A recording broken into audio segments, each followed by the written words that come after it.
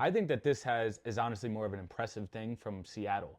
To be able to have two cover guys in Reek Woolen and Devon Witherspoon on both sides of the ball, to have that with the safety that is very good. Lurking overhead, Yeah, lurking overhead. Then you add it on with this D line. This D line is top in the league. Then you have the top DBs too. How do you score on that? Yeah, it was incredible. And interesting on the D line, they were one of the smallest by weight.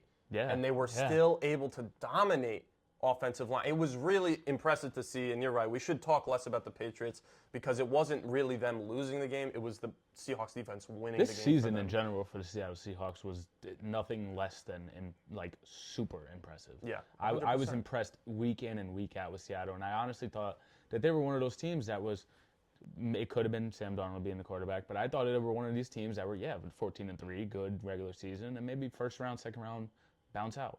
Or not first round, they had to bye, but second round, maybe lose that first game. Or maybe lose to the Rams. When they beat the Rams, though, how do you not pick them as a favorite in the Super Bowl? No, I think you were right, and that was my bias picking the Patriots, obviously. But I would say I wouldn't have picked against my team either. So yeah, I get that. I would say this much about Seattle and their season. What we saw was extremely impressive because at the beginning of the year, I thought 10-7, 11-6.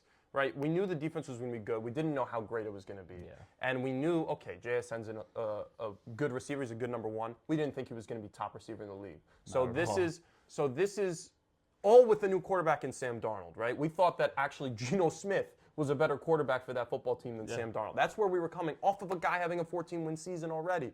So really impressive by them. And I gotta be honest, they were not on my radar. No, not at all. They were not on my radar. In the same way that the Patriots weren't on anybody's radar, the Seahawks were on more people's radar, but not in the same category as these top teams like the Chiefs, the Bills, the Eagles, right?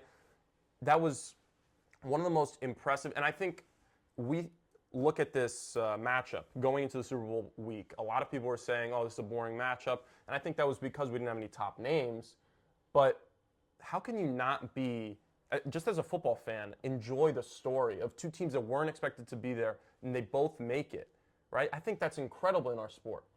Yeah, I mean, DK Metcalf leaves.